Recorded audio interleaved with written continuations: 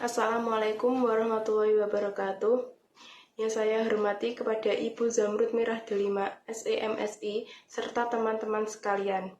Perkenalkan, kami dari kelompok 5 akan mempresentasikan mengenai pusat pertanggungjawaban laba, harga transfer, dan mekanismenya. Sebelumnya, perkenalkan, nama saya Silviani Putri Wulandari dengan NIM 20.21.2022 dan anggota saya yang lain yaitu Revalina Berliani dengan NIM 20.21.2037. Selanjutnya, saya akan membahas tentang pusat pertanggungjawaban laba. Apa sih pengertian pusat laba itu? Menurut Hansen dan Mowen, pusat laba adalah suatu pusat pertanggungjawaban yang manajernya bertanggung jawab terhadap pendapatan maupun biaya. Sedangkan menurut Robert N. Anthony, pusat laba adalah suatu unit organisasi di mana di dalamnya pendapatan dan pengeluaran diukur berdasarkan kondisi moneter. Jadi, pusat laba merupakan pertanggungjawaban yang memiliki kewenangan untuk mengendalikan biaya-biaya dan menghasilkan pendapatan, tidak memiliki kewenangan untuk mengambil keputusan tentang investasi. Pusat laba hanya bertanggung jawab terhadap tingkat laba yang harus dicapai. Selanjutnya ada kelemahan dari pusat laba. Yang pertama adalah manajer pusat laba cenderung hanya memperhatikan laba jangka pendek. Yang kedua, menimbulkan persaingan organisasi yang pada awalnya bekerja sama antara fungsi satu dengan fungsi yang lainnya. Yang ketiga, menimbulkan biaya tambahan yang dikeluarkan untuk kegiatan manajerial industri. Yang keempat, terlalu banyak tekanan atas profitabilitas jangka pendek dengan mengorbankan profitabilitas jangka panjang. Berikut adalah manfaat dari pusat laba. Pusat laba serupa dengan perusahaan independen, maka pusat laba memberikan tempat pelatihan yang sempurna bagi manajemen umum. Yang kedua, pusat laba memberikan informasi yang siap pakai bagi manajemen puncak mengenai profitabilitas dari komponen-komponen individual perusahaan. Yang ketiga, karena keluaran atau output yang dihasilkan telah siap pakai, maka pusat laba sangat responsif terhadap tekanan untuk meningkatkan kinerja kompetitifnya. Selanjutnya ada bentuk-bentuk dari pusat laba. Yang pertama ada unit bisnis sebagai pusat laba, yaitu memiliki kendali atas pengembangan produk, proses produksi, dan pemasaran serta perolehan produk. Yang kedua ada unit-unit fungsional sebagai pusat laba. Pada perusahaan multibisnis, setiap unit diperlakukan sebagai penghasil laba independen, tetapi bisa saja terorganisasi dalam bentuk fungsional. Selanjutnya ada unit bisnis sebagai pusat laba. Batasan atas wewenang unit bisnis. Yang pertama ada batasan dari unit bisnis lain. Salah satu masalah utama yang terjadi ketika unit bisnis harus berurusan dengan unit bisnis lain. Batasan dari unit bisnis lain akan semakin tidak terlihat apabila keputusan produk, keputusan pemasaran, dan keputusan perolehan dilakukan oleh satu unit bisnis. Jika seorang manajer dapat mengendalikan ketiga hal tersebut, maka tidak ada kesulitan dalam melaksanakan tanggung jawab laba dan mengukur kinerja. Yang kedua ada batasan dari manajemen korporat. Batasan dari manajemen korporat dikelompokkan menjadi 3 bagian. Yang pertama, batasan yang timbul dari pertimbangan-pertimbangan strategis. Yang kedua, batasan yang timbul karena adanya keseragaman yang diperlukan. Ketiga, batasan yang timbul dari nilai ekonomi sentralisasi. Hampir semua perusahaan mempertahankan beberapa keputusan, terutama keputusan finansial, pada tingkat korporat, setidaknya untuk aktivitas domestik. Akibatnya, salah satu batasan utama atas unit bisnis berasal dari pengendalian korporat terhadap investasi baru. Unit bisnis yang ada harus bersaing satu sama lain untuk mendapatkan bagian dari dana yang tersedia. Kemudian ada pusat laba lainnya, yaitu 1. Pemasaran. Aktivitas pemasaran dapat dijadikan sebagai pusat laba dengan membebankan biaya dari produk yang terjual. Yang kedua ada manufaktur. Aktivitas manufaktur biasanya merupakan pusat beban di mana manajemen dinilai berdasarkan kinerja versus biaya standar dengan anggaran overhead. Yang ketiga ada unit pendukung dan pelayanan. Unit-unit pemeliharaan teknologi, informasi, transportasi, teknik, konsultan, layanan konsumen, dan aktivitas pendukung lainnya dijadikan sebagai pusat laba. Unit bisnis ini membebankan biaya pelayanan yang diberikan dengan tujuan finansial untuk menghasilkan bisnis yang mencukupi sehingga pendapatan setara dengan pengeluaran. Yang keempat, ada organisasi lainnya. Perusahaan dengan operasi cabang yang bertanggung jawab atas pemasaran produk seringkali menjadi pusat laba. Toko-toko dalam rantai retail, restoran-restoran makanan cepat saji, dan hotel merupakan pusat laba. Mengukur profitabilitas pusat laba. Yang pertama ada pengukuran kinerja manajemen. Berfokus pada hasil kerja para manajer. Pengukuran ini digunakan untuk perencanaan, koordinasi, dan pengendalian kegiatan sehari-hari pusat laba, dan sebagai alat untuk memberikan motivasi yang hebat bagi manajer. Yang kedua, pengukuran kinerja ekonomis, berfokus pada bagaimana kinerja pusat laba sebagai suatu entitas ekonomi. Selanjutnya ada pengukuran kinerja. Kinerja ekonomi suatu pusat laba selalu diukur dari laba bersih, yaitu pendapatan yang tersisa setelah seluruh biaya, termasuk porsi yang pantas untuk overhead korporat, dialokasikan ke pusat laba. Kinerja manajer pusat laba dapat dievaluasi berdasarkan 5 ukuran profitabilitas, yaitu 1. Margin kontribusi, 2. Laba langsung, 3. Laba yang dikendalikan, 4. Laba sebelum pajak, dan 5. Laba bersih.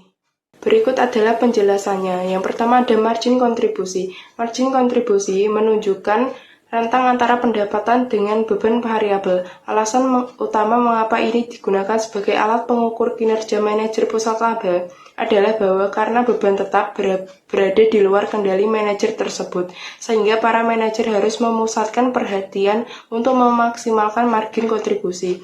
Yang kedua ada laba langsung. Laba langsung mencerminkan kontribusi pusat laba terhadap overhead umum dan laba perusahaan. Ukuran ini menggabungkan seluruh pusat laba, baik yang dikeluarkan oleh atau dapat ditelusuri langsung ke pusat laba tersebut, tanpa mempedulikan apakah pos-pos ini ada dalam kendali manajer pusat laba atau tidak. Kelemahan dari pengukuran laba langsung adalah bahwa ia tidak dapat memasukkan unsur manfaat motivasi dari biaya-biaya kantor pusat. Yang ketiga adalah laba yang dikendalikan. Pengeluaran yang dapat dikendalikan. Jika biaya-biaya termasuk dalam sistem pengukuran, maka laba yang dihasilkan dikurangi dengan seluruh biaya yang dipengaruhi oleh manajer pusat laba. Kekurangan utama dari ukuran ini adalah tidak memasukkan beban kantor pusat yang tidak dapat dikendalikan, maka tidak dapat dibandingkan dengan data yang melaporkan laba dari perusahaan lain di industri yang sama. 4 adalah laba sebelum pajak. Dalam ukuran ini, seluruh overhead korporat dialokasikan ke pusat laba berdasarkan jumlah relatif dari beban yang dikeluarkan oleh pusat laba. Jika pusat laba dibebankan dengan sebagian overhead korporat, maka harus dihitung berdasarkan biaya yang telah dianggarkan dan bukan biaya aktual, di mana kolom anggaran dan aktual dalam laporan kinerja pusat laba menunjukkan jumlah yang hampir sama. Yang terakhir adalah laba bersih. Perusahaan mengukur kinerja pusat laba domestik berdasarkan laba bersih atau net income, yaitu jumlah laba bersih setelah pajak. Ada 2 argumen yang menentang penggunaan metode ini. Yang pertama, laba setelah pajak seringkali merupakan presentasi yang konstan atas laba sebelum pajak. Dalam kasus ini, tidak terdapat manfaat dengan memasukkan unsur pajak penghasilan. Yang kedua, karena banyak keputusan yang mempengaruhi pajak penghasilan dibuat di kantor pusat, maka tidaklah tepat jika para manajer pusat laba harus menanggung konsekuensi dan keputusan-keputusan tersebut. Selanjutnya, harga transfer dan mekanismenya. Harga transfer adalah nilai yang diberikan atas suatu transfer barang atau jasa dalam suatu transaksi yang setidaknya salah satu dari kedua belah pihak yang berinteraksi merupakan pusat laba. Tujuan penentuan harga transfer ada 4. Yang pertama, memberi informasi yang relevan kepada masing-masing unit untuk menentukan imbal balik yang optimal antar biaya dan pendapatan perusahaan. Yang kedua, menghasilkan keputusan yang selaras dengan cita-cita sehingga keputusan bisa meningkatkan laba unit usaha serta laba perusahaan. Yang ketiga, membantu pengukuran kinerja ekonomi setiap unit usaha. Yang keempat, sistemnya harus mudah untuk dimengerti dan dikelola. Metode penentuan harga transfer ada 5. Yang pertama, prinsip dasar. Prinsip dasar masalah penentuan harga transfer sebenarnya merupakan penentuan harga pada umumnya, dengan sedikit modifikasi untuk mempertimbangkan faktor-faktor yang unik dalam transaksi internal.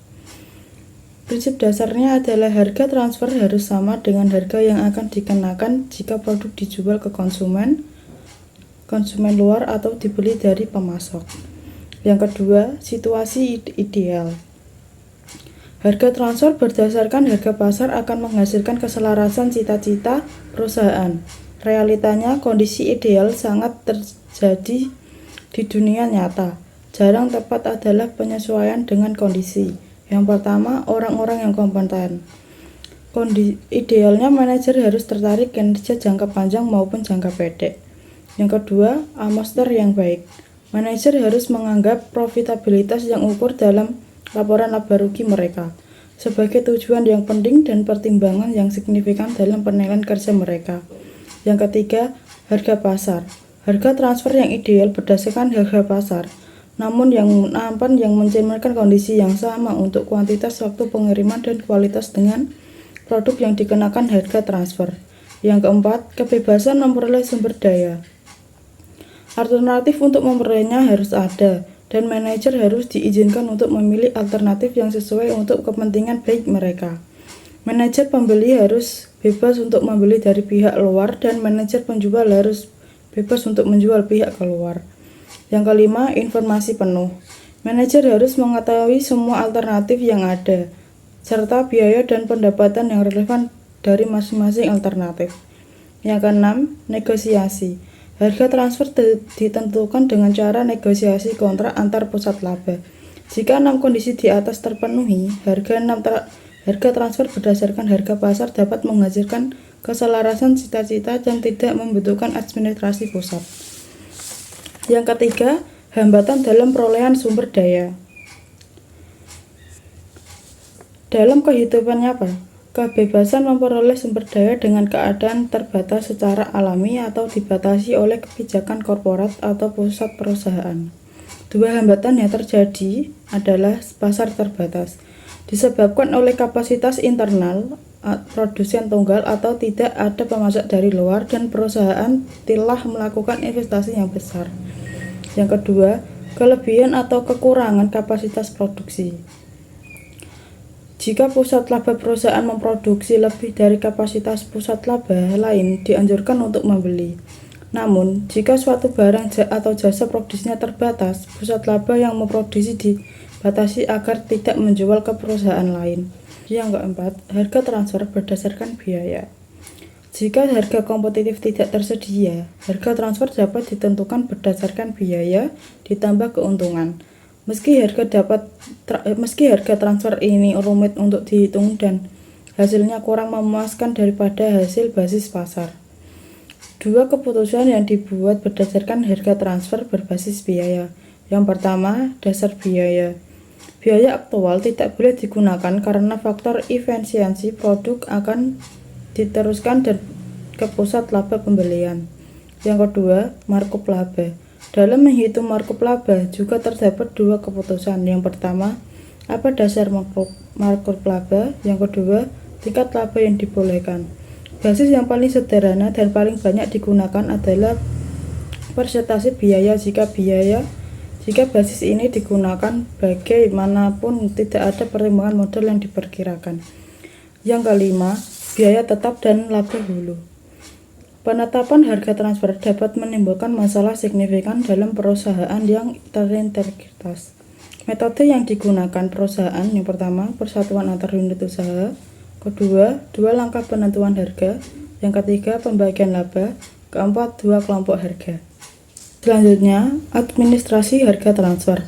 Administrasi harga transfer ada 3. Yang pertama, negosiasi. Sebagai besar perusahaan, unit usaha menegosiasikan harga transfer satu sama lain dan membentuk harga transfer berdasarkan kompromi.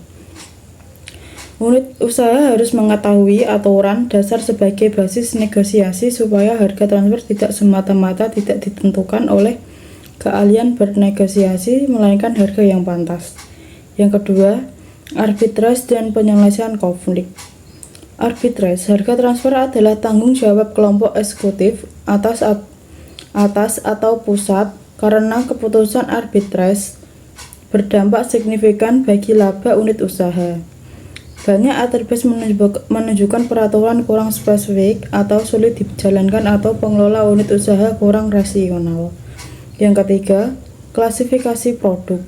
Tingkat dan formalitas aturan penetapan harga pricing atau transfer sangat tergantung pada banyaknya jumlah transfer dalam perusahaan dan ketersediaan pasar dan harga pasar. Semakin besar jumlah harga transfer dan ketersediaan pasar, maka semakin formal dan spesifik peraturan yang ada. Jika harga pasar sudah terbiasa, sumber dapat dikontrol dengan meminta kantor pusat meninjau keputusan membuat atau membeli yang melebihi jumlah yang ditentukan. Beberapa perusahaan membagi produk menjadi dua kelas. Kelas pertama mencakup semua produk yang sebenarnya ingin dikontrol oleh manajemen senior. Biasanya ini adalah produk bervolume besar, tidak ada sumber dari luar, dan produksinya dikendalikan internal demi kualitas atau alasan tertentu. Yang kelas 2, produk dapat diproduksi dari luar perusahaan tanpa mengganggu operasional. Volume produk lebih relatif kecil, dapat diproduksi dengan peralatan umum. Sekian presentasi dari kelompok 5. Wassalamualaikum warahmatullahi wabarakatuh.